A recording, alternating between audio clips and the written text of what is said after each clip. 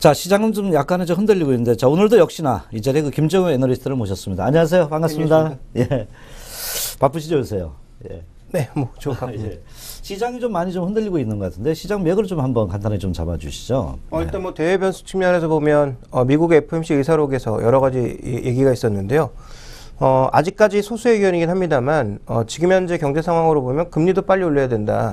테이퍼링은 당연히 진행하는 거고, 그러니까 매번 45일마다 진행되는 FOMC마다 100억 불씩 줄여가는 거고, 그 이외에 금리 인상도 이제는 빠르게 진행해야 된다는 얘기가 나왔습니다. 근데 지난번 회의까지는 연준위원도 바뀌지 않았고 의장도 바뀌지 않았지만 이제 의장도 교체되었고요. 새롭게 연준위원도 많이 교체가 됐는데, 이 보팅이 가능한, 투표가 가능한 연준위원 중에 과거에는 한 8대2 정도로 이 비둘기파가 많았다면 이제는 6대4 정도로 비율이 많이 매파가 높아지고 있거든요.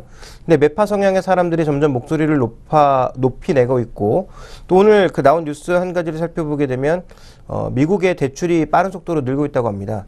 어떻게 보면 되게 반가운 뉴스죠. 네. 그동안 소비를 안 하던 사람들이 대출까지 써가면서 소비를 한다는 건 반가운 일이지만, 역으로 뒤집으면 대출까지 써가면서 소비를 한다는 건 이제는 물가 상승이 코앞에 다가왔다는 얘기거든요. 그런 측면에서 보면 이제 금리 인상이 원래 예상했던 2015년 뭐 중반기 혹은 뭐 초반기보다 더 빨리 당겨져서 올해 뭐 하반기 정도에도 나타날 수 있다라는 그런 시각도 시장에선 일부, 아직까지 일부입니다만 그런 시각도 나타나고 있다라는 것이 일단 부담 요인이었고요. 그 뒤를 이어서 나타나는 것은 장중 중국의 HSBC PMI가 여전히 예상치를 하회하고 있다는 것입니다. 기준선을 하회하고 있는 것도 문제지만 예상치를 계속 하회하고 있다는 거죠. 물론 중소기업 구조조정이 올 한 해 계속 진행될 것이기 때문에 별로 그렇게 좋아지지 않을 겁니다. 어쨌든 기준치를 하회하고 있고 시장에서 안 좋을 거라고 봤는데 그거보다 더 계속 안 좋게 나타나고 있다는 점이 부담 요인이고요. 최근에 또 중국의 신규 대출이 많이 늘어서 중국 정부가 대출을 옥죄할 가능성이 언급되고 있는 상황에서 HSBC PMI 같은 것들이 흔들리면서 시장에 약간의 더 변동성을 주고 있는 국면이고요. 전체 수급 측면에서 보면 외국인들의 매도가 여전히 이어지고 있다는 점도 시장에 부담이 되고 있습니다. 예, 그런 요인 때문에 우리나라 장이 상당히 좀 많이 흔들린다 이렇게 좀 말씀하셨는데, 지금 우리나라 그 시장을 보니까 건설업종이 좀 그래도 이 장에 좀 반등을 하고 있고요. 두산그룹이 좀 이제 상승을 좀 보이고, 일부 이제 그 2차 전지 그 삼성 SDI 전기차 요번에 상승하는데, 시장의 어떤 맥은 어떻게 좀 보이세요 지금요? 개별 종목 장이라고 봐야 되겠죠. 그래서 건설주가 지금 뭐 매일 오르는 건 아니고요. 뭐 물론 추세를 타면서 오르는 현대산업개발 같은 종목도 있습니다만 대부분의 종목군들은 계속 변동성을 좀 보이고 있는 양상이다라고 봐야 될 것 같고, 두산그룹은 정말 오랜만에 강세를 보이고 있는데요. 두산그룹 같은 경우에는 지금 원전과 관련된 긍정적인 분위기가 우리나라뿐만 아니라 다른 나라에도 나올 것이다라는 그런 이슈가 나오면서 올라가곤 있는데, 이 종목도 보면 낙폭과대에 따른 기술적 반등에 의미를 크게 부여하기는 좀 어려울 것 같아요. 또 하나 이제 건설주가 만약에 좋아질 경우에 두산건설이 그동안 두산그룹의 가장 큰 악재 요인 아니었습니까? 그렇겠죠. 예. 그러니까 만약에 부동산 시장 좋아지고 정말 건설주가 좋아지는 거고 건설업황이 좋아지는 거면 두산그룹도 그동안 가장 큰 문제, 그룹 내 가장 큰 문제 하나가 조금 사라진다라는 측면에서 아마 반등을 보이고 있는 것이 아닌가, 이렇게 좀 이해해 볼 수 있을 것 같고요. 그 다음에 이제 삼성 SDI 같은 종목군 움직이고 있는 건 테슬라 효과라고 봐야 되겠죠. 오늘 테슬라가 시간에서 실적 발표를 했는데 실적 타겟, 어닝 타겟을 계속 끌어올리고 있습니다. 그리고 올해 지금 신모델이 두 가지를 준비하고 있죠. SX라고 하는 4륜구동 모델, 그 다음에 C라고 하는 좀 더 가격이 싼 이제 시장에 크게 런칭할 수 있는 그런 모델들을 준비하고 있기 때문에 향후 기대감이 높아지면서 테슬라 같은 경우 사상 최고가를 썼습니다. 그와 관련된 부분에 대해서 뭐 자세히 조금 후에 더 말씀을 드리도록 하겠습니다. 예, 그런 부분이 있었군요. 자, 오늘 이제 그 전체적인 그 시장의 흐름은 간단하게 좀 짚어봤고요. 지금부터 김종현 애널리스트가 이제 상당히 그 이슈 좀 약간 심층적으로 좀 분석을 하면서 시장을 좀 잡아가도록 하겠습니다. 자, 최근에 미국 경기 이제 그 개선될 거다 이런 얘기가 있었는데 막상 뚜껑을 그러니까 미국 주택지표 좀 악화가 됐어요. 자, 이런 부분에 어떤 시사점을 어떻게 좀 우리가 좀 풀어나가도록 할까요? 많이 악화가 됐습니다. 네네. 그래서 시장에 예상했던 것보다 너무 안 좋았고요. 네네. 그리고 지금 지표가 하나 안 좋아진 게 아니라 대대적으로 다 안 좋아지고 있습니다. 뭐 착공 건수, 허가 건수, 거기다 심리 지수까지 대부분 다 악화되고 있어서 이것이 잠시 날씨 때문에 과연 안 좋아진 거냐, 아니면 좀 구조적으로 안 좋아지고 있는 거냐에 대한 논란거리도 좀 나오고 있는 것 같은데요. 먼저 준비되는 그림을 보시면 주택 착공 호수가 지금 늘어나고 있는 단계에서 급격하게 좀 꺾이고 있습니다. 이 부분은 아무래도 뭐 이제 그 부분을 생각해 볼 수 있겠죠. 우리가 흔히 얘기하는 잠시만요. 우리가 이제 흔히 얘기하는 그 어떤 예. 계절적인 요인, 뭐 날씨가 워낙 추웠기 때문에 그런 요인으로도 생각해 볼 수 있겠습니다만 NAHB 지수라고 하는 건 뭐냐면 이 심리 지수입니다. 그러니까 앞으로 주택 시장의 어떤 흐름을 알 수 있는 일종의 심리 지수라고 봐야 되는데 이 심리 지수를 이번에 예상은 똑같을 거다라고 했거든요. 56 정도로 갈 거다라고 했는데 급전직하했습니다. 아, 그렇군요. 네, 그래서 꺾였네요. 예, 예. 예, 그 크게 꺾였기 때문에 그리고 오늘 발표된 다른 주택 지표도 시장 예상치 대비해서 크게 꺾이는 모습이 나타났기 때문에 주택 시장은 좀 구조적으로 문제가 생긴 게 아닐까라는 그런 퀘스천 마크, 물음표를 달고 있는데요.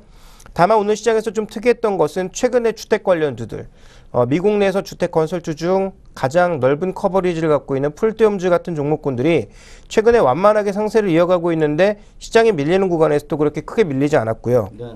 디아로 같은 경우에도 마찬가지 최근에 뭐 탄력이 둔화되고는 있습니다만 전체적인 추세를 크게 밀리고 있는 것은 아니고 레나와 같은 남부 지역에 중점을 두고 있는 건설회사, 주택건설회사 같은 경우는 오히려 전고점 수준까지 올라간 모습이고요. KB홈즈처럼 중부 지역 그동안 가장 안 좋았다가 작년에 드라마틱한 회복을 보여줬던 KB홈즈 같은 경우에 조정받은 이후 현재 구간에서 횡보하고 있습니다. 그래서 주택 관련주들의 전반적인 흐름이 그렇게 크게 밀리진 않은 양상이고요.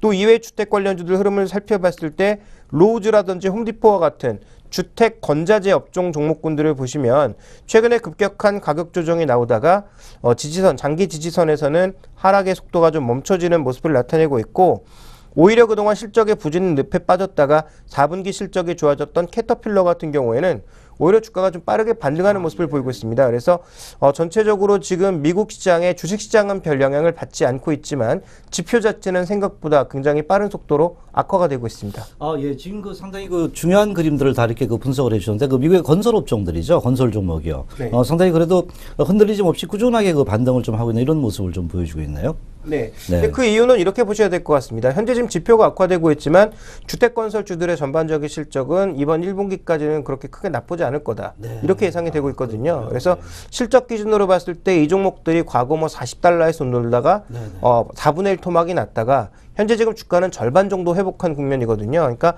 과거 정말 좋았던 2006년도, 7년도의 주가는 아직 멀었고요. 어느 정도 주가가 3년 정도 회복된 상황에서 현재 이제 앞으로 실적이 둔화되는 모습을 보인다면 그때 아마 급락할 가능성은 있지만 현재는 지표의 하락이 날씨 때문인지 아니면 날씨 이상의 것을 보이고 있는지 아직까지 시장에서는 주식시장까지 그 효과가 파급되진 않고 있는 것 같습니다. 건설 업종은 좋은데 주택 지표가 일시적인지 장기적인 이게 어떤 그 터닝 포인트인지 이거는 좀 더 지켜봐야 된다는 말씀이시군요. 네, 자, 예, 그러면 최근에 이제 아까 그 얘기 참 마침 잘하셨는데 미국의 주택 시장 또 특히 봤을 때 그 날씨라든가 변화에 따른 일시적인 효과로 판단해야 되나 이런 부분을 좀 한번 좀 깊숙이서 좀 분석을 좀 부탁을 드릴게요. 네, 그 부분은 아마 주택 그 관련 문제는 구조적인 문제가 좀 더 많지 않나라고 보고 있습니다. 분명히 날씨 탓 있습니다. 그래서 준비된 그림을 보시면 지난 한 17년간 정도의 평균 기온을 살펴봤을 때 이 평균 기온보다 올해 그 1, 2월 달 그리고 작년 12월 달이 유난히 더 춥습니다. 특히 올해 2월 같은 경우에는 지난 17년간의 평균치의 최하단도 벗어나고 있거든요. 그러니까 그만큼 춥고 눈도 많이 와서 뭐 스노마게돈이라고 하는 신조어까지 생길 정도로 굉장히 이제 날씨가 영향을 많이 준 것은 사실입니다. 그런데 지금 NAHB 지수라고 하는 주택 심리 지표를 보시면요. 눈 피해가 컸던 동북, 북동 지역만 지금 빠진 거냐 이 부분을 살펴봐야 될 텐데요. 북동 지역 많이 빠졌습니다. 그런데 날씨가 따뜻했던 남부, 서부 지역도 모두 급전직하했거든요. 아, 그게 좀 문제가 되겠네요. 예, 말씀하신. 예, 그러니까 이제 구조적으로 이게 꼭 날씨 탓만이라고 볼 수는 없는 거죠. 예, 예. 그래서 날씨와 함께 어떤 이유가 존재하고 있는가를 살펴봤더니 이런 남서부 지역의 문제는 뭐냐면 상대적으로 높아진 주택 가격입니다. 아시아 퍼시픽 쪽, 즉 우리가 흔히 얘기하는 LA를 비롯한 미국 서부 연안 쪽의 전반적인 집값은 최근 너무 많이 올라서 오히려 조정을 받고 있는 국면이고요. 그리고 남부 지역 쪽도 휴스턴이나 뭐 댈러스 이런 지역을 중심으로 해서 굉장히 이 석유화학 산업들이 최근에 곽광을 받고 호황이 나타나고 있거든요. 그러다 보니까 이쪽 지역도 인구가 많이 몰려들고 전반적인 주택 가격이 모두 올라가고 있습니다. 그러다 보니까 이런 올라간 주택 가격 자체가 부담을 주고 있는 거고요. 오히려 이제 동부 쪽이라든지 북부 쪽의 주택 가격은 별 변화가 없었죠. 그러니까 이쪽은 날씨 탓, 이쪽은 올라간 주택 탓이라고 좀 봐야 될 것 같습니다. 그래서 이런 두 가지 요인이 같이 작용을 하고 있는 거고요. 또 하나는 이제 올라간 금리죠. 다 아시겠지만 미국의 경제가 어느 정도 정상화되고 있다라는 얘기가 나오면서 최근에 이제 모기지 금리 많이 올라가다 보니까 당연히 모기지 융자를 신청하는 사람의 숫자는 반대로 줄어들 수밖에 없는 국면이고요. 그 다음에 또 하나 최근에 이제 미국 주택 시장의 회복이 자가주택이 늘어났느냐를 살펴보니까 자가주택 보유율은 오히려 줄었습니다. 그러니까 2004년도 정도만 하더라도 거의 70%에 육박하는 자가 보유율이었는데요. 최근에는 거의 65%까지 5%가량이 빠졌습니다. 네. 그런데 임대용 그 주택의 공실률은 빠르게 줄었습니다. 그러니까 자기 주택을 갖고 있는 사람들이 집을 잃어버려서 홈리스가 된 상황에서 경기가 조금 나아지고 다시 임시직이라도 얻게 되니까 임대주택, 렌트용 주택으로 들어간 거죠. 네. 그래서 지금 미국 주택시장의 회복, 주택건설주의 회복도 대부분 우리가 흔히 상상하고 있는 미국의 넓은 그 마당을 갖고 있는 2층 집이 아니라 대부분 우리가 연립주택이라고 생각하고 있는 그 정도의 임대용 주택 수요가 늘어났고 그와 관련된 투자가 노르웨이 연기금이나 아니면 그 아랍 쪽의 연기금의 자금들이 들어오면서 이쪽 시장이 많이 커졌다라고 봐야 될 것 같고요. 네. 그러면서 그 시장이 치워진 것이 최근 미국 주택시장의 회복이다라고 봐야 될 것 같습니다. 그러니까 이런 요인들을 고려해 보면 주택시장의 취약성이 일부 나타나고 있다라고 봐야 될 것 같고요. 또 하나의 마지막 원인으로 살펴드리면 최근에 이제 주택 건축 공사비가 작년 대비해서 계속 꾸준하게 올라가고 있는 양상입니다. 그러니까 2009년도부터 11년까지는 전체적으로 공사비가 오히려 줄어들었는데 2012년부터는 플러스로 돌아서서 점점 이게 강화되고 있거든요. 그러니까 주택 한 채 짓고 한 동 짓는데 들어가는 돈이 점점 많아지다 보니까 향후 주택시장의 회복 속도는 둔화되지 않을까라는 그런 우려감을 미국에서는 지금 가지고 있는 상황에서 때마침 날씨라고 하는 복병까지 만났기 때문에 더 추가적으로 시장의 예상보다 크게 하락하고 있다. 이렇게 좀 봐야 될 것 같습니다. 예, 아까 우리 애널리스트 분께서 말씀하신 부분에 있어가지고 이제 상당히 그 공실률하고 이제 자가주택을 얘기하셨잖아요. 그 얘기를 들어보니까 미국도 중산층이 이제 많이 좀 줄어드는 어떤 현상 같아요. 어떠세요? 중산층이라기보다는 예. 중산층과 이제 우리가 흔히 얘기하는 극빈층 정도 사이에 있는 사람들이 좀 많이 늘어난 것이 아닌가 이렇게 보여지고 있죠. 그래서 뭐 최근엔 좀 줄었다고 하지만 불과 얼마 전까지만 하더라도 몇백만의 사람들이 쿠폰으로 연명을 했지 않습니까? 미국 정부에서 발행하는 식사 쿠폰으로 연명을 할 정도로 안 좋았었거든요. 그러니까 미국도 중산층까지 붕괴되었다라고 보기엔 좀 어려울 것 같고요. 오히려 중산층과 좀 빈곤층 그 사이에 놓여 있는 그쪽 계층의 숫자가 좀 많이 늘었다라고 좀 봐야 될 것 같습니다. 그래도 약간 하향으로 좀 이제 좀 내려간 거네요. 네네. 미국 시장도 빨리 좀 살아나야 되는데요. 자, 그렇다면요. 지금 그 아까 말씀하신 부분을 이렇게 좀 들어봤을 때는 약간 좀 부정적인 느낌이 좀 들었는데요. 향후 미국 주택 시장의 전망과 그 부분이 또 국내 시장에 또 어떻게 또 영향을 좀 미칠까요? 일단 금리가 네. 다시 낮아지면서 모기지 쪽이 활성화될 수 있겠느냐. 네. 근데 미국 경제가 지금 좋아지고 있다고 하고 미국 사람들이 대출을 많이 쓰고 있고 실제로 돈은 테이퍼링으로 인해서 미국으로 많이 돌아가고 있습니다. 예. 그런 관점으로 본다면 금리는 쉽게 낮아질 수가 없겠죠. 그런 관점에서 보면 모기지 금리가 다시 낮아짐으로써 주택시장에 다시 이 화랑을 보이기에는 조금 어렵다라는 판단을 해봐야 될 것 같고요. 현재 나타나고 있는 지역적인 문제들, 특히 굉장히 그 과거 가장 높았던 2007년도, 2006년도에 가장 높았던 가격 수준까지 올라갔던 뭐 샌프란시스코라든지 LA 같은 이런 서부 지역 쪽의 추가적인 주택 가격의 상승은 기대하기가 좀 쉽지 않아 보이고요. 또 하나 좀 우리가 살펴봐야 될 것은 주택시장의 그 축이었던 임대 수요 자체가 이제는 어느 정도 마무리되어 가고 있는 국면이기 때문에 이제는 자가소비 이런 것들이 좀 빠르게 늘어야 되는데 그 부분도 쉽지 않아 보인다라는 측면에서 미국 주택시장은 큰 그림에서 보면 여전히 회복 국면이지만 작은 그림으로 보면 이번 분기, 다음 분기 정도까지는 조금 축소되거나 둔화될 가능성이 굉장히 높다라고 봐야 될 것 같습니다. 근데 이게 왜 중요하냐? 그동안 미국의 소비의 한 축을 담당했던 것이 어디냐면 바로 미국의 소비였고요. 미국의 소비 한 축이 바로 주택시장의 호황이었거든요. 그러니까 우리가 흔히 웰스 이펙트라고 부르죠. 주택 시장이 좋아지고 주식 가격이 오르니까 나의 금융 자산도 늘어난 것 같고요. 뭐 물론 현금화된 것은 아니지만 평가 자산으로 봤을 때 늘어난 것 같고 주택 가격도 다시 제자리에 돌아오니까 결국은 이와 관련돼서 금융 비용은 줄고 또 에너지 비용도 줄고 거기에다가 나의 자산은 늘어난 것 같은 효과로 인해서 대출까지 더 써가는 미국인들의 소비 행태가 그동안 미국 경제를 받쳐왔다라고 볼 수가 있겠는데 주택시장의 상승 탄력이 만약에 줄어들게 되면 이와 관련된 부정적인 내용들이 반영이 되는 거죠. 그래서 제가 보기에는 미국의 소비가 상반기에는 약간 둔화될 가능성, 특히 1분기에는 예상보다 많이 둔화될 가능성이 있지 않나라고 판단을 하고 있고요. 그런 과정으로 보게 된다면 가장 타격을 받을 수 있는 것은 작년 4분기에 한국 수출이 좋았던 건 미국과 유럽 수출이 늘어났기 때문입니다. 오히려 중국이라든지 동남아 쪽으로의 수출은 탄력이 줄어들고 있고 이번 분기에도 빠르게 줄어들고 있거든요.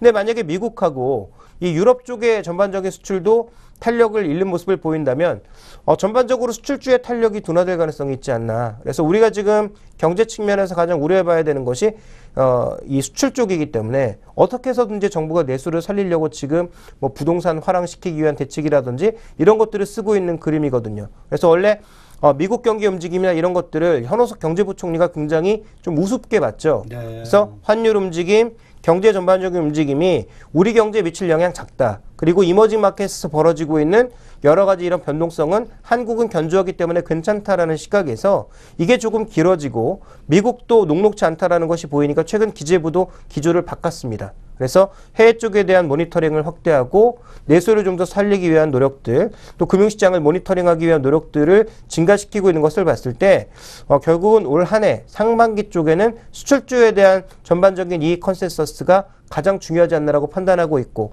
어쨌든 1분기 내에는 이 수출주들이 아주 탄력적으로 오를 가능성은 상대적으로는 줄어들고 있다고 봐야 될 것 같습니다. 주택 지표만으로 봤을 땐 우리나라 수출주에는 약간 그 부담감을 준다는 이런 거 말씀이신데요. 지금 우리나라도 과거에 보면요. 그 부동산 가격이 오르면 주택 그 부동산 그 소비도 좀 늘어나고요. 그리고 또 주식 시장도 상당히 좋았던 부분을 제가 느낄 수 있는데요. 우리나라 부동산 시장은 그 미국 그 부동산 시장 봤을 때 어떻게 보이세요? 마찬가지로 보이세요? 미국이랑은 좀 많이 다르죠. 뭐 구조 자체도 다르고 또 우리나라는 전체 자산의 80%에 육박하게 주택이 차지하고 있기 때문에 부동산이 차지하고 있기 때문에 어떻게 보면 미국보다 더 중요하다라고 봐야 되는데 그동안 여러 가지 대책들을 계속 썼지 않습니까? 뭐 이명박 정부 때부터 지금 박근혜 정부 때까지 여러 번 대책이 나왔는데 한 번도 이제 가격이 올라가지 않고 전세 가격만 올라간 것은 그러한 대책들이 시장이 요구하는 바를 하나도 못 들어줬다라고 봐야 되겠죠. 근데 이번에는 비교적 시장에서 요구했던 여러 가지 대책들, 규제들 이런 것들을 좀 풀어내고 있는 상황입니다. 그런데 만약에 이런 대책들이 부동산 가격을 뭐 하늘 높은 데로 계속 끌고 간다면 이거는 굉장히 부담이 될 것 같아요. 그렇지만 그 정도가 아니라 완만하게 좀 회복해주는 그런 모습을 보인다면 뭐 긍정적인 효과는 나올 것 같고요. 특히 이제 시장에서 기대하고 있는 것은 그동안 막혀 있었던 중소형 그 아파트의 의무 할당 비율. 그러니까 아파트를 짓게 되면 중소형 아파트를 의무 할당을 해야 되고 두 번째로 또 이제 시장에서 기대하고 있는 것은 그동안 가로막혀 있던 재건축 이익 환수. 이 부분도 이제 규제를 풀 것으로 얘기가 되고 있죠. 그러다 보니까 이제 이와 관련된 기대감이 굉장히 높아지고 있는데 이게 전체 부동산 시장을 살린다라고 보긴 어렵겠죠. 다 아시겠지만 재건축 같은 거 지금 보시면 어디에만 활성화될 수 있을까요? 제가 보기엔 결국 강남 정도만 활성화될 수 있거든요.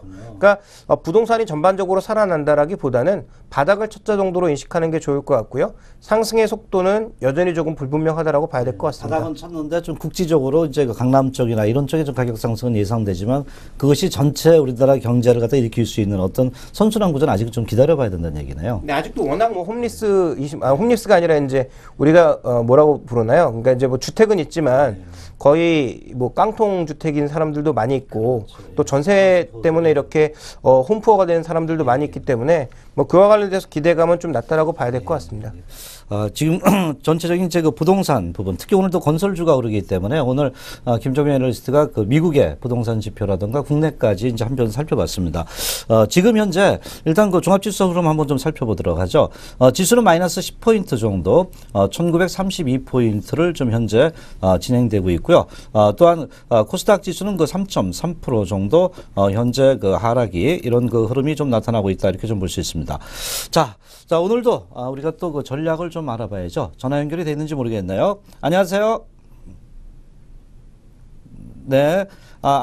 아직 연결이 안 돼요. 잠시 후에 다시 또 뵙도록 하겠습니다.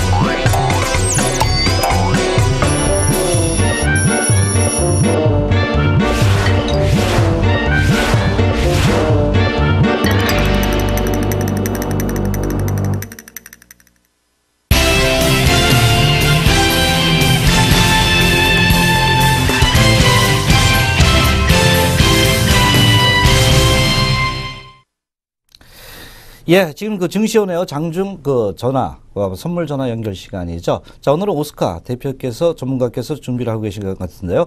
자, 오스카 전문가님. 네, 안녕하십니까. 예, 예, 반갑습니다.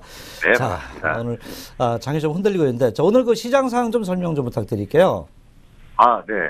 오늘 그 개인 투자자분들 대응하기가 굉장히 좀 힘드셨던 날이 아닌가 좀 봅니다. 네. 어제 같은 경우 이제 국내 선물이 일봉 차트상 상승 중인 그 5일 이평선하고 그 아래쪽으로 이제 캔들이 하회하는 모습을 보여줬는데 20일 이동 평균선을 지지받으면서 마감 종가로 252.20을 형성을 했었는데요. 오늘은 이제 251.25에서 시가가 결정이 되면서 개파락으로 좀 시작을 했습니다. 개파로 장이 시작되는데 이후 좀 상승 리듬이 좀 있었습니다. 지금 화면상으로 우리 그 시청자분들께서 보시는 것처럼 상승 리듬이 좀 이어졌는데 이 개파락이 컸었던 개파락의 구간을 50% 정도를 좀 메꾸는 모습을 보여주지 못하면서 급락이 다시 한번 좀 이어졌습니다. 그러면서 이제 횡보 장세가 이제 9시 반부터 10시 반까지 약 1시간 정도 이어지고 있었고요. 오늘 장에서 좀 특별했던 점이 있습니다. 중국 증시 개장 시간에 맞춰가지고 251.45 가격 부근에서 252.90까지 거래량을 동반한 상방 흐름이 좀 강하게 이어졌었고요. 10시 45분에 예정돼 있었던 그 중국 제조업 구매 관리자 지수 지표 발표 때 1만 계약 이상 거래량이 쏠리면서 1.5포인트 이상 또 급락하는 장세를 보여줬습니다. 이제 음봉이 이렇게 크게 출현을 했는데 중국 지표 발표 전에 1포인트 이상 상승 흐름을 이끌었었던 외국인 투자자들이 이 부분에서 계속해서 매수세를 계속 쌓아왔습니다. 그러면서 고점 252.95를 기록을 한 이후에 그 3포인트 더 떨어지는 총 합산했을 때 3포인트 정도 떨어지는 구간에서 250.50 가격에서 매수했었던 물량을 모두 청산하면서 수익을 가져가는 그런 흐름을 가져왔습니다. 그래서 외국인이 프로그램 매매를 통해 가지고 1,000억 이상의 거래량을 보여줬고요. 저 같은 경우 이제 지표 발표치가 예측보다 좀 하회할 거라 좀 예상을 가지고 있었습니다. 그래서 그 장세 대응을 해가지고 시장가에서 좀 매도를 통해 가지고 수익을 좀 올렸었는데 이후에 이제 장 흐름이 좀 큰 추세 없이 진행이 현재 되고 있는 상황입니다. 그래서 지금 현재 좀 중요하게 봤었던 구간이 마지막으로 우리 전화 연결 바로 하기 전에 좀 나왔었는데요. 상승 추세 흐름이 잠깐 있었다가 횡보 구간에서 삼각 수렴되는 구간에서 오버슈팅이 나오는 거를 기대하면서 우리 회원님들하고 지금 매수 잡아놓고 굉장히 수익을 좀 기대하고 있습니다. 예, 그 실전 투자 전략에서 상당히 그 지금 장에서도 수익을 내는 건 대단한 건데. 자, 그러면요. 선물 투자 전략에 대해서 지금까지 이제 그 어떤 그 매매 실전을 말씀드렸는데, 투자 전략도 좀 함께 좀 말씀 좀 부탁드릴게요. 네. 굉장히 좀 고민되는 부분입니다. 네네. 투자 전략 같은 경우, 어제, 외국인들이 강하게 그 매도와 매수를 어제도 동반하면서 등락의 폭을 굉장히 크게 했었는데요. 일단 어제 시점에서 그 예상했었던 바로는 목요일이나 금요일, 오늘이나 내일 정도에 좀 많은 매도 물량을 많이 던질 거라고 좀 예상을 하고 시장 상황에 대응을 하려고 했습니다. 일단 오늘 큰 변동이 있었던 만큼 그 내일은 금요일이고 시간적인 그 요일적인 요인으로 인해서 금요일인 만큼 시장 상황은 좀 잠잠할 거라고 예상이 되는데요. 현재 250에서 253선 아래쪽으로는 250에서 위쪽으로는 253선을 밴드로 지금 형성을 하고 있는 거를 예상을 하고 있고요. 250선 아래쪽에서는 단기 상승을 노리는 단타 매수 전략, 그리고 253선의 가격이 접근을 하면은 단기적으로 매도 전략을 좀 펼치는 게 주요할 것 같고요. 하지만 공격적인 대응은 자제를 하면서 간망하되 제가 말씀드렸던 아래 250선과 위쪽 253선 박스권에서 저점 매수, 고점 매도 전략이 회원님들의 수익에 좀 도움이 될 것이라고 예상을 하고 있습니다. 예, 그 장의 그 변동성이 있었기 때문에 그 250선에서 이제 그 단기 매수에서 253선에 이렇게 그 큰 그 올인보다는 그 박스권 가볍게 좀 치고 하는 매매 전략을 좀 수립하자는 이런 말씀이신가요? 네, 맞습니다. 예, 오늘도 상당히 그 바쁘신데 또 이 시간을 내주셔서 대단히 감사합니다. 오스카 전문가님. 감사합니다. 감사합니다. 예. 자, 여러분 지금까지 선물 타임 시간이었습니다.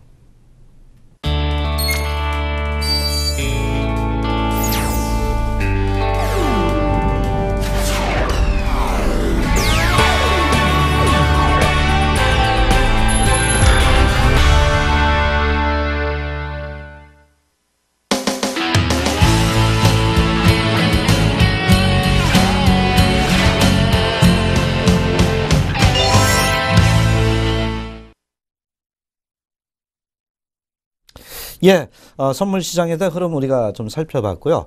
또 오늘 그 김종현 애널리스트를 모시고 아까 그 주택 부분에 대한 그 말씀을 좀 드려봤는데요.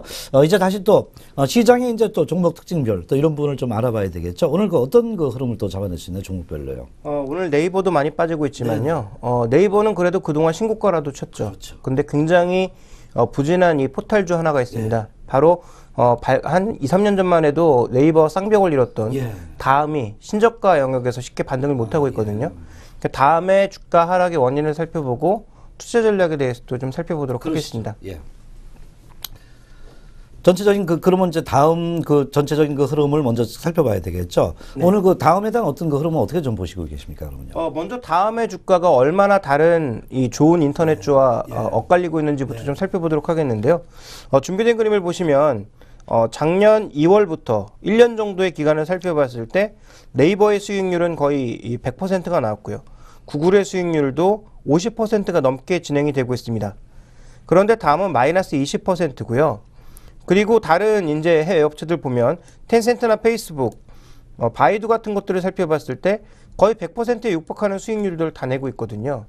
근데 지금 다음만 이렇게 혼자 마이너스를 내고 있는 결정적인 이유, 이 부분은 우리가 두 가지로 찾아볼 수가 있습니다. 첫 번째는 가장 핫하게 성장하고 있는 모바일 시장 쪽에서 영향력을 발휘하지 못하고 있다는 점이 첫 번째 요인이고요. 두 번째로는 라인이라든지 텐센트는 웨이보라든지 SNS라고 하는 트렌드를 타고 있는데 다음이 밀고 있는 이 마이피플 같은 것들이 계속 실패하고 있다는 얘기죠. 그래서 시장의 지금 트렌드에서 약간 벗어나 있다. 그런데 의외로 다음의 실적은 그렇게 나쁘지가 않았습니다. 매출 측면에서는 꾸준한 증가를 나타내는 모습을 보여줬는데요. 작년에도 매출은 성장을 했고 올해도 매출 더 성장할 것을 예상하고 있고 2015년에도 더 성장할 것을 예상하고 있거든요. 근데 문제는 뭐냐면 한때 20%가 넘었던 영업이익률이 올해 10%대로 하락할 가능성이 높아지고 있기 때문에 현재 구간에선 다음 주가가 다른 종목과는 달리 계속 조정을 받고 있는 결정적인 이유다. 그래서 실적의 부진, 그다음에 가장 빠르게 성장하고 있는 모바일 시장에서의 성장 잠재력 부재, 이런 것들이 주가의 발목을 잡았다라고 봐야 될 것 같습니다. 예. 아까 이제 그 실적 부진 그 부분을 말씀을 하셨는데요. 그럼 다음에 이익 성장이 둔화되는 가장 큰 이유 또는 사업별 전망은 좀 어떻게 좀 보십니까?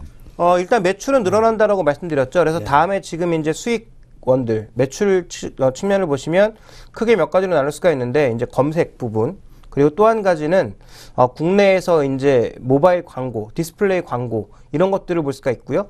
최근에 이제 다음이 게임도 하고 있고 뭐 런처 사업을 비롯한 신사업들 여러 가지를 하고 있는데 이들 중에서 가장 큰 문제가 뭐냐면 국내에서는 뭐 다음 모르는 사람 별로 없겠죠. 물론 과거에 네이버 대비해서는 네임밸류가 많이 떨어졌습니다만 그래도 다음을 모르는 사람은 없습니다. 그런데 최근에 이렇게 각광받고 있는 글로벌 종목군들은 결국은 글로벌을 대상으로 무언가를 하고 있거든요. 사업을. 그래서 안정적인 사업 기반을 가지고 가입자를 확보해서 그 안에서 이제 수익을 확보하고 있다고 봐야 될 것 같은데요. 다만 아직까지 글로벌 사업이 굉장히 미진하다 보니까 대부분의 사업에서는 비용이 좀 많이 들 수밖에 없는 상황이고요. 상대적으로 마케팅 비용 같은 게 많이 들 수밖에 없습니다. 준비된 그림을 보시면 지금 다음에 영업비용 추이와 앞으로의 전망인데요. 인건비는 큰 변화가 없습니다. 회색으로 표시되고 있는 것이 인건비인데요. 2015년까지 간다고 하더라도 큰 증가가 없는데 비용 중에서 늘어나고 있는 것이 일반 관리비와 판매비, 판촉비 같은 것들이 계속 늘어날 것으로 예상이 되고 있습니다. 마케팅비의 증가가 예상되고 있거든요. 그러니까 어떤 신규 서비스를 런칭했을 때, 신규 게임을 런칭했을 때 아무래도 플랫폼 자체가 부재하다 보니까, 그러니까 예를 들어서 네이버 같은 경우에는 지금 라인이라고 하는 플랫폼에 4억 명에 가까운 사람들이 상주하고 있기 때문에 그 사람들에게 여러 가지 사업들을 계속 넓혀나갈 수 있는 여러 가지 강점들이 있는데요.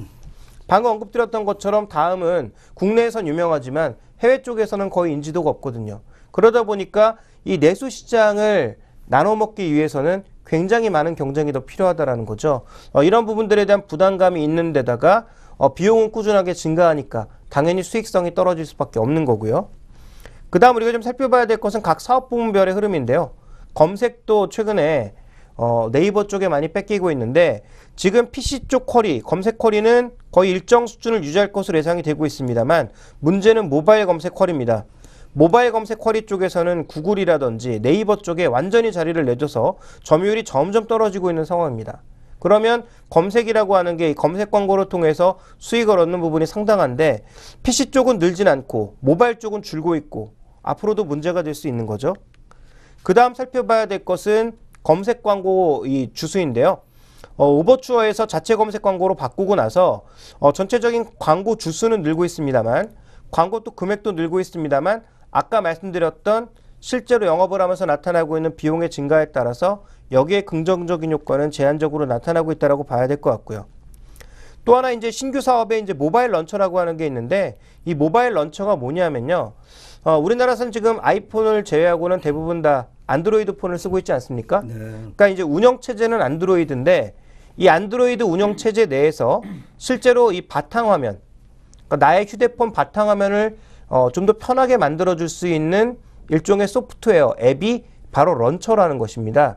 개성 있게 꾸밀 수가 있거든요. 자신들의 개성에 맞추어서 뭐 만화 화면을 넣을 수도 있고 동영상 같은 것들을 붙일 수도 있고 뭐 날씨 같은 것들을 붙여서 만들 수도 있는데요. 이런 런처 사업을 시작을 했습니다. 네이버도 시작을 했고 그다음에 다음도 시작을 했는데요.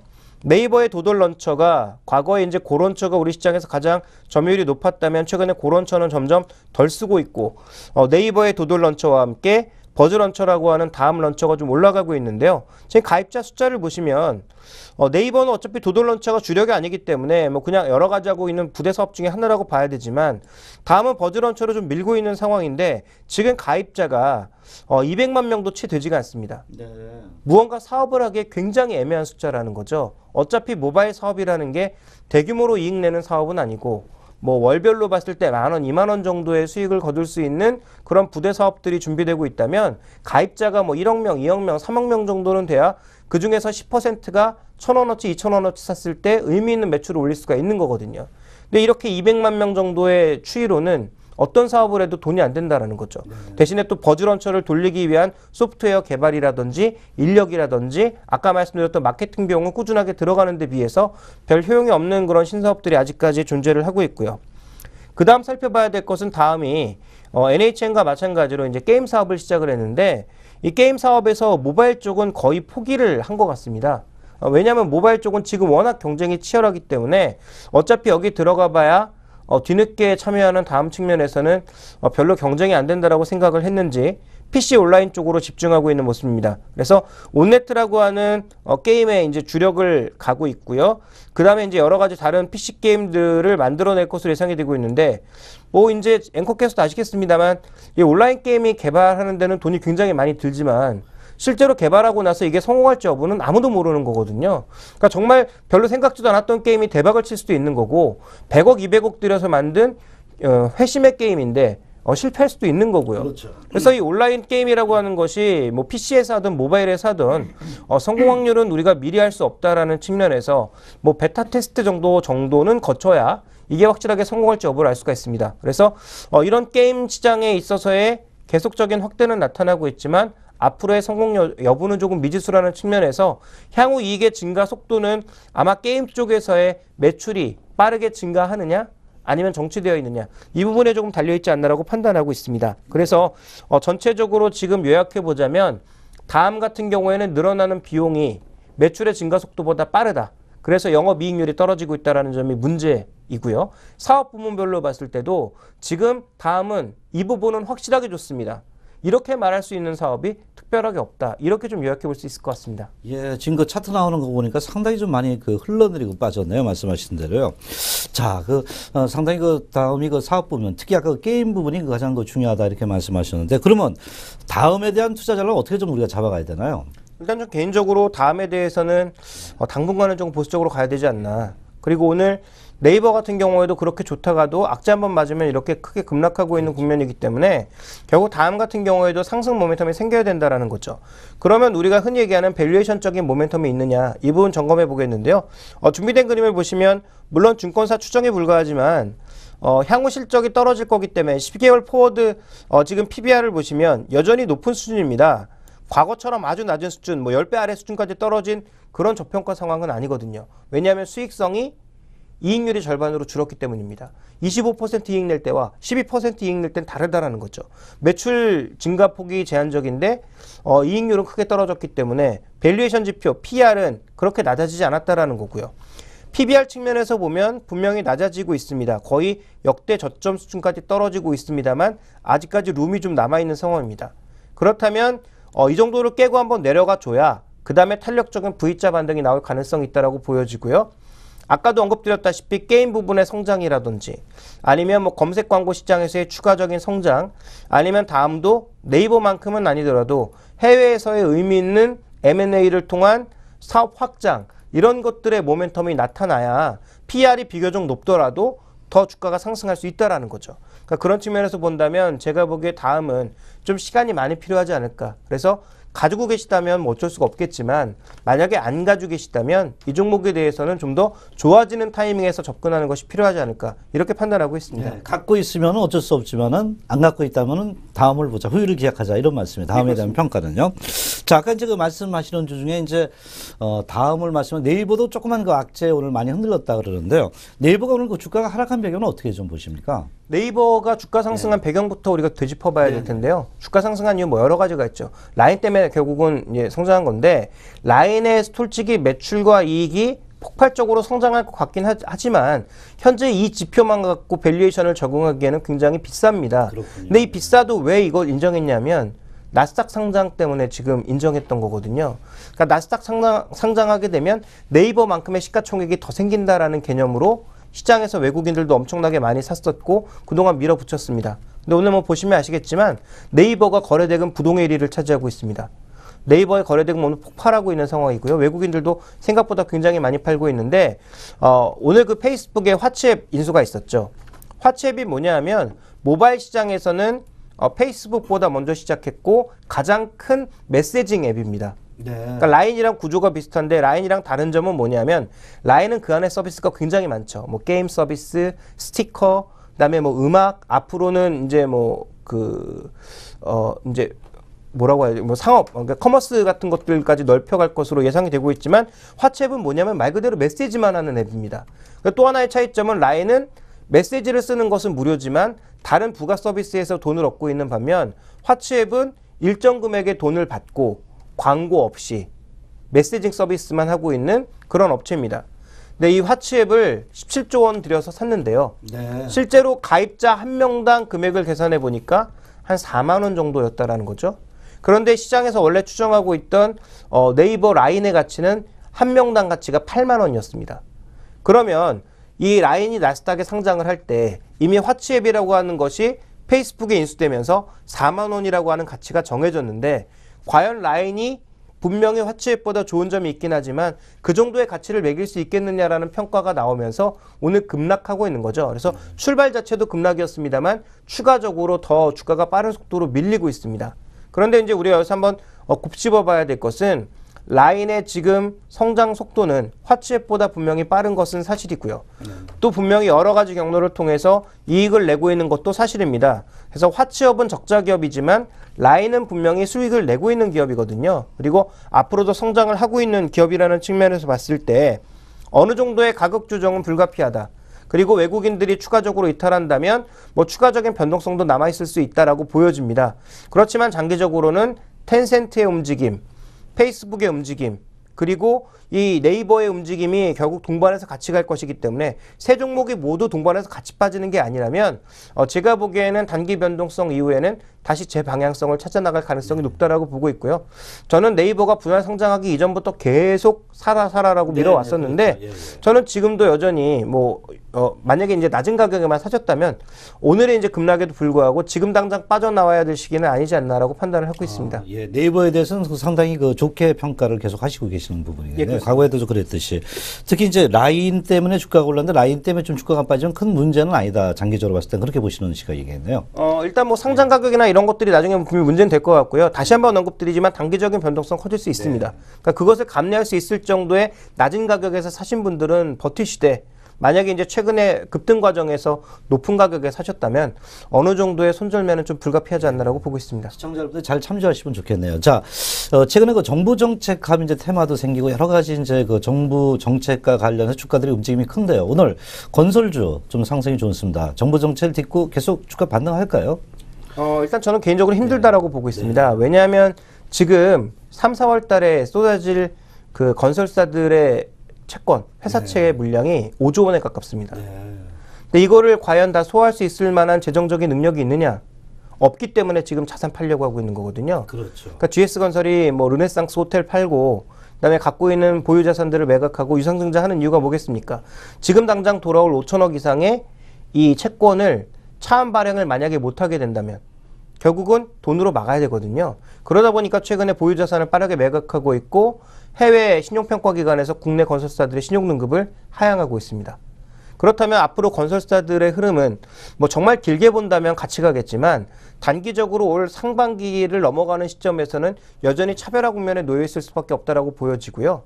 또 이제 작년부터 악재가 들어왔던 건 뭐냐면 저가 수주로 인한 악재였는데 이 저가 수주의 물량이 마무리되는 게 아무리 빨라야 올 상반기입니다. 그럼 올 상반기까지는 해외 쪽에서도 그렇게 크게 좋아질 만한 요인은 없거든요. 네. 뭐 그렇다고 뭐 대형 수주를 지금 당장 끌어오고 있는 것도 아니고요. 그래서 그런 측면에서 놓고 봤을 때 부동산 시장이 살아나는 속도도 빠르지 않을 것 같고 해외 쪽의 악재도 좀 소화하는 국면이 필요하고 자금 상황상으로는 올 상반기에 회사채 차환 그것을 잘 넘어가는 것이 무엇보다 필요하기 때문에 결국 주요 건설주들의 흐름에 있어서는 상대적으로 안전한 종목을 골라야 된다. 그럼 안전한 종목이 뭐냐? 삼성물산. 지금 현재 주가가 많이 오르지 않았습니다만 이 시가총액의 70% 정도를 넘게 삼성전자의 비중이 있습니다. 그러니까 삼성전자 갖고 있는 지분 가치만 하더라도 시가총액의 70%가 넘거든요. 그리고 미착공 PF는 제로입니다. 이런 측면에서 봤을 때 제가 보기에 삼성물산은 분명히 다른 건설사에 비해서는 재무적으로나 아니면 여러 가지 상황상으로나 안정적이다라고 봐야 될 것 같고요. 최근에 또 52주 신고가를 내고 있는 현대산업 같은 경우에도 미착공 PF는 제로입니다. 그래서 현재 좀 차별화되고 있는 국면이라는 점에서 뭐 이런 종목군들을 보실 필요가 있을 것 같고요. 오늘 이렇게 건설업종들이 좋은데 삼성엔지니어링 마이너스거든요. 네네. 근데 외국인들이 그동안 꾸준하게 사고 있는 국면은 결국은 M&A 모멘텀이라고 보고 있습니다. 그래서 삼성물산으로 지분이 넘어가는 과정에서 외국인들이 삼성물산은 팔고 삼성엔지니어링을 사는 일종의 롱숏 거래가 있지 않았나라고 저는 의심을 하고 있는데 만약에 이런 거래가 있었다면 어느 정도 이런 이벤트가 마무리된 이후에는 다시 삼성 엔지니어링을 팔고 삼성물산 쪽으로 좀 돌아오는 그런 시세름이 나타나지 않을까라고 보고 있어서 개인적으로는 건설주에 대해서는 삼성물산 정도로 보셔야 될 것 같고요. 나머지 종목군들은 좀 기술적인 트레이딩을 하셔야 될 것 같습니다. 삼성물산은 어느 정도 그 모멘텀이 있는데 나머지는 추가적인 그 새로운 모멘텀이 건설업종은 정부 정책이 있다 하더라도 좀 필요하다 이런 말씀이시네요. 네, 그렇습니다. 예. 자, 오늘 그 또 하나의 그 특징주를 우리가 좀 살펴본다면요. 삼성 SDI가 지금 1.28% 정도 상승을 좀 하고 있거든요. 아까 그 말씀하신 테슬라의 그 신고가 이 부분인데 그렇게 된다면 2차 전지 관련주 주가 동향도 어떻게 좀 우리가 볼 수 있겠습니까? 장기적으로 본다면 분명히 좋아지는 게 있는데 다시 한번 말씀드리지만 테슬라와 연관이 있는 국내 관련주는 아직은 단 하나도 없습니다. 뭐 물론 장기적으로 삼성 SDI가 거기에 납품을 할 수도 있겠죠. 그렇지만 그건 확실한 게 분명히 아니고요. 그다음에 테슬라가 최근에 애플과 뭐 만나고 있다라는 얘기가 외신에서 계속 흘러나오고 있는데요. 거기에 대한 분석 자료도 최근에 나온 걸 보시면 뭐 이런 얘기입니다. 애플과 테슬라가 붙어서 무언가 새로운 사업을 하겠다가 아니라 애플에 남아들고 있는 현금을 테슬라가 끌어오겠다라는 것이고요. 그 현금을 끌어와서 테슬라가 무엇을 할까? 새로운 자동차 공장 만들고 새로운 배터리 공장을 만들겠다라는 것이거든요. 그래서 기존에는 파나소닉 쪽에서 물건을 받고 있는데 파나소닉이 못 믿었다라는 겁니다. 제대로 물건도 공급도 못 해주고 제조 공정도 한계가 있어서 스스로 만들겠다라는 것이고요. 그 과정에서 이제 얘기가 흘러나온 게 삼성 SDI가 그러면 수혜받지 않을까라는 얘기가 흘러나온 거거든요. 그러니까 그런 구도상에서 봤을 때는 앞으로 테슬라의 차량이 많이 만들어지면 많이 만들어질수록 여러 배터리 업체에서 공급받을 가능성이 있으니까 국내 이제 수혜 업체인 삼성 SDI나 LG화학에 대해서는 충분히 우리가 장기적인 관점에서는 관심을 가질 필요가 있을 것 같고요. 결정적으로 뭐 일진 머티리얼즈라든지 좀 더 중소형주 쪽에서 모멘텀을 찾으시는 분들이 많은데 제가 보기엔 이런 종목군들이 테슬라 쪽으로 납품을 한다던가 아니면 BMW 쪽으로 납품을 할 가능성은 거의 제로에 가깝지 않나라고 보고 있습니다.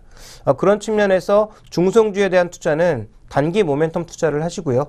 좀 더 대형주 쪽에 주가 조정이 있을 때 장기적인 관점의 투자가 필요하지 않나라고 보고 있습니다. 장기적인 관점에서는 그 매수 관점이 괜찮다 이렇게 그 말씀을 하셨네요. 자, 오늘 그 건설업종의 그 상승에 따라서 그 주택지표 부분에 그 세세하게 그 말씀을 하셨고요. 또 다음이나 이런 그 최근에 그 이슈 종목들을 아주 그 정확하게 분석해 주셨습니다. 바쁘신 시간에 와주셔서 대단히 감사합니다. 고맙습니다. 예. 잠시 후에 다시 뵙도록 하겠습니다.